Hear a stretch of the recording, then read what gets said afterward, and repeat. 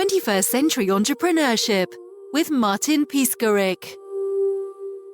My name is Emellie O'Brien. I am the founder and CEO of Earth Angel. Earth Angel is a sustainable production agency working with feature films and television series to help them track their carbon footprint and reduce their environmental impact.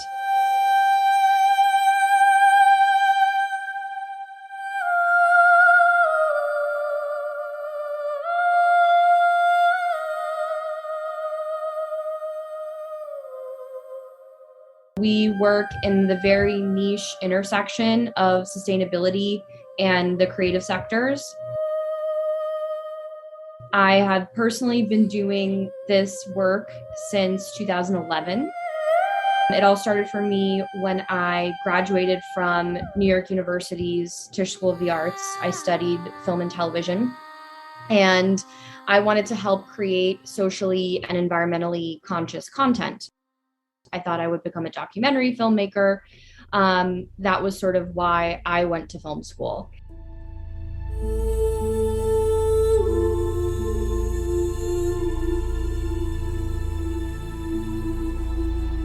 Shortly after graduating, I realized that the actual process of producing this content is extremely wasteful.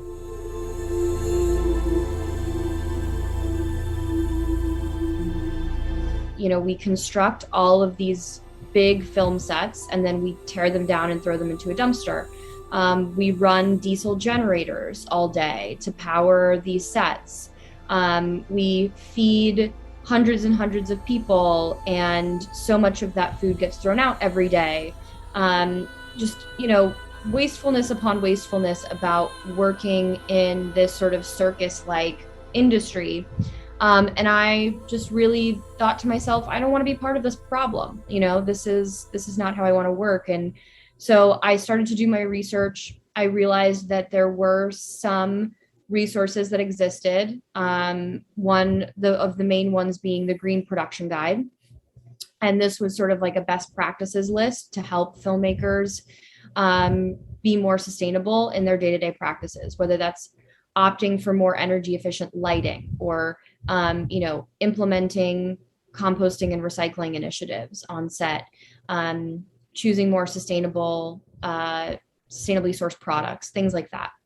And I basically approached a producer and I convinced him to hire me on my very first film set in the summer of 2011 to green his production.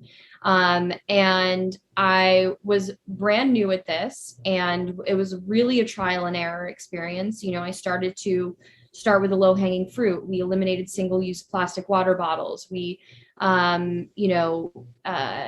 started to integrate recycling and composting programs. We tried to switch to rechargeable batteries, like little things like that. And basically, out of my experience working on this film production, more productions started calling me. They said, "Hey, I heard what you did on this set. Can you come do it on my set?" And so I freelanced as a sustainability coordinator on productions for several years. And then I worked on The Amazing Spider-Man 2 in 2013. And The Amazing Spider-Man 2 got a lot of press for being Sony's most eco-friendly blockbuster in their history. And that was kind of when the wheels started turning for me, and I started to think about, well, maybe there's a business model here. Maybe, instead of having Earth Angel was my nickname, by the way, that I got when I was working on film sets. That's where the name originated. People called me a lot of other not nice things on film sets, but that was the nice thing. Why? Because I was helping them change their habits, and a lot of people don't like changing their habits. So, I got called some not nice things, of course, along the way, but Earth Angel was what stuck. It's what people called me on the walkie-talkie, and it was, very, prevalently heard. So when I was trying to figure out, how do I scale this from taking it from being just one Earth Angel on one film set, but many Earth Angels on many film sets, I decided to create the company and call it Earth Angel. So that started in 2013 for me, but it was really challenging because there wasn't really a market demand for this service yet. It was still very one-off productions here and there, early adopter producers who were willing to kind of take a risk and implement green initiatives on their sets. So I still kind of solopreneured for the first couple of years, just trying to educate and get, raise the demand for the service. But 2015 is when I hired my first employee. We started juggling multiple projects at a time. And it's been slowly building and growing ever since then. And now we have 15 employees. We're based in 4 key markets in North America, New York, Los Angeles, Atlanta, and Toronto.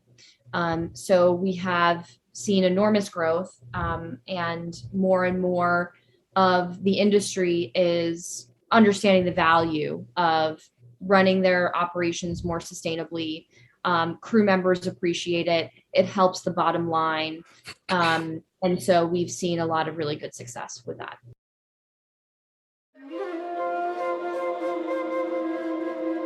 Regarding yourself, did you have your own personal growth as well? Absolutely. I mean, I think personally, as an entrepreneur, a lot of it was kind of overcoming my imposter syndrome. I started this company when I was 24. So I was very young and, a female in the film industry.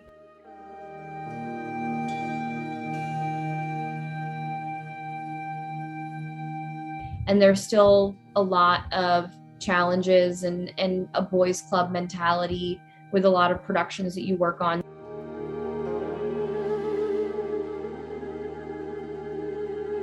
Trying to overcome that doubt on, being told no so many times, but believing that there is something here, this is worthwhile, people will consider this to be valuable. Our planet, it only has a finite amount of resources. Every industry has to figure out how they're going to produce their product or provide their service sustainably, or you're not going to have a business. That's just the reality of living now in the 21st century and trying to operate, navigate these shifts in our economy. For you, being a woman in that particular boys club, what kind of personality traits do you think you need to have as an entrepreneur?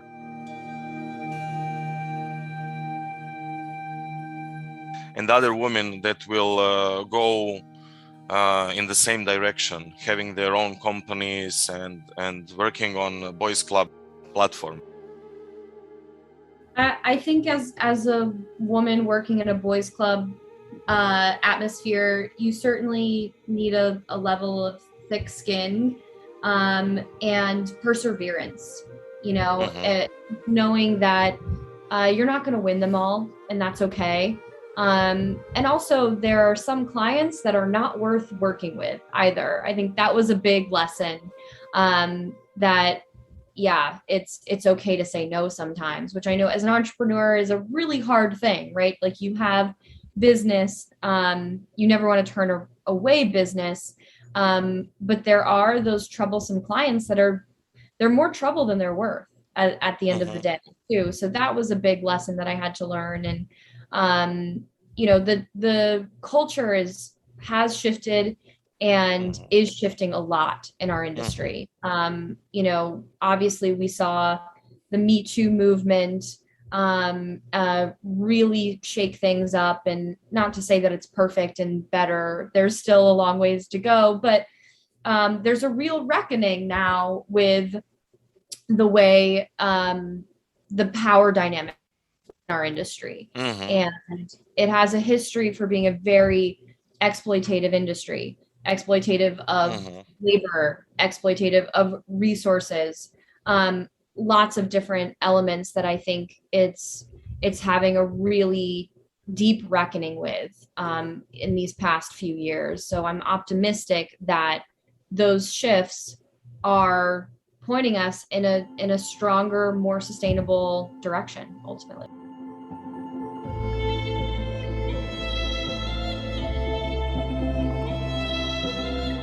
How do you cope with negative energies?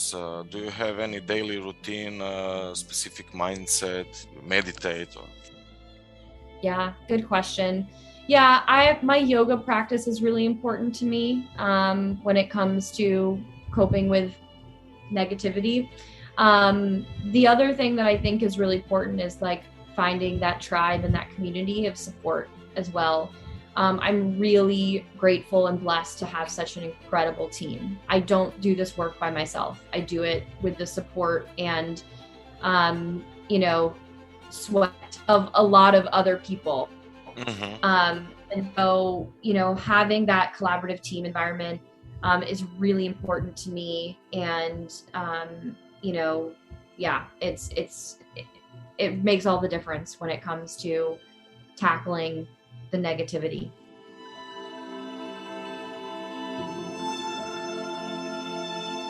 Let's go into that direction regarding the business model topic and how to scale this.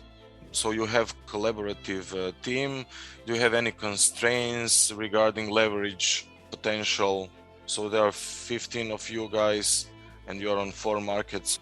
So if you have any, internal organizational culture that you want to share with audience, any learning processes, transformation processes.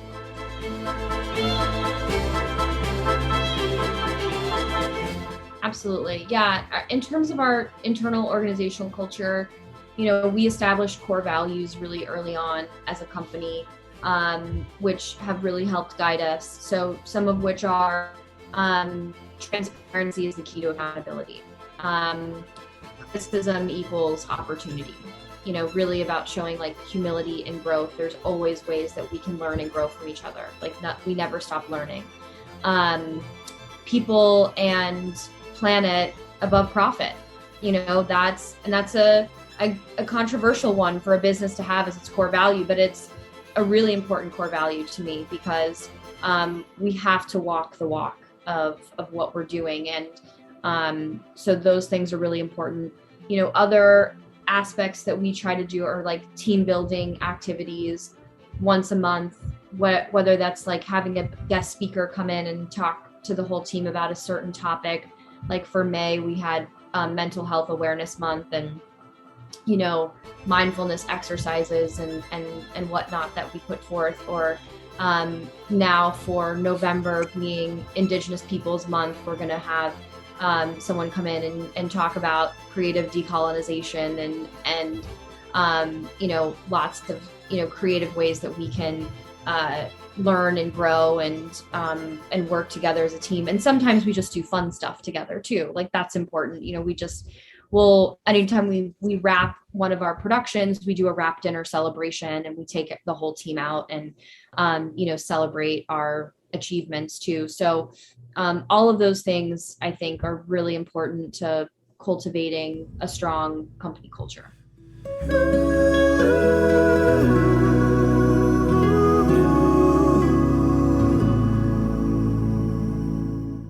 In my opinion, if many businesses just behaved responsibly, conducted business in a way that did not exploit natural resources, that did not participate in a linear economy, a take, make, dispose economy, we wouldn't need a lot of the nonprofits that we have.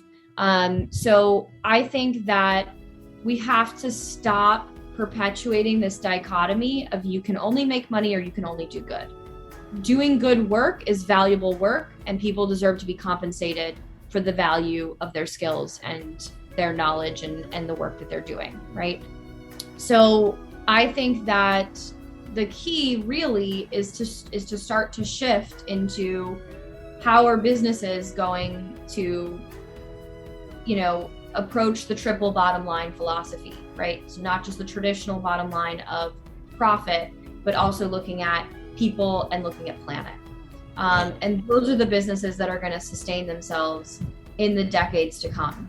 And if businesses can't figure out how to do that, I think no amount of donating to nonprofits is going to undo those wrongs. I think that, those business models are not going to be effective business models in decades to come.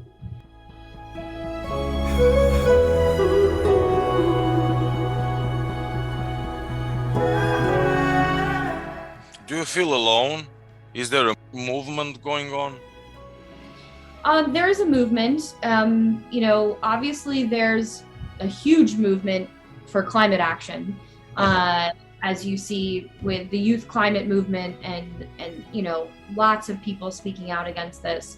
But it's also, there's a growing movement within my sector, within film and television and the production industry.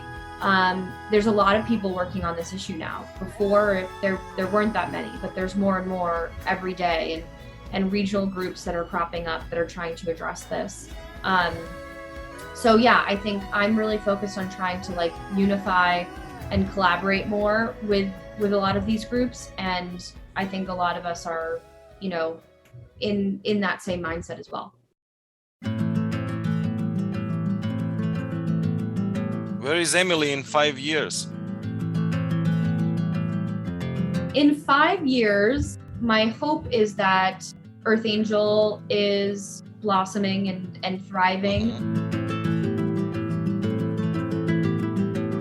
That we have the ability to get all of our projects to net zero. Net zero carbon emissions, that we can deploy technology and we can continue to improve our services so well that there's, a little to no impact on the environment to produce content. I'm hoping it's something that audiences start to pay attention to as well. So in the same way audiences are, or consumers rather, are asking for more sustainable fashion, clothing items, sustainable food, home goods, etc. People are becoming more conscious consumers. I hope audiences start to pay attention to this too and support projects that are produced sustainably with high inclusivity standards, all of those things, that there's ethical movie making and movie watching in the same way there's ethical fashion and other consumption as well.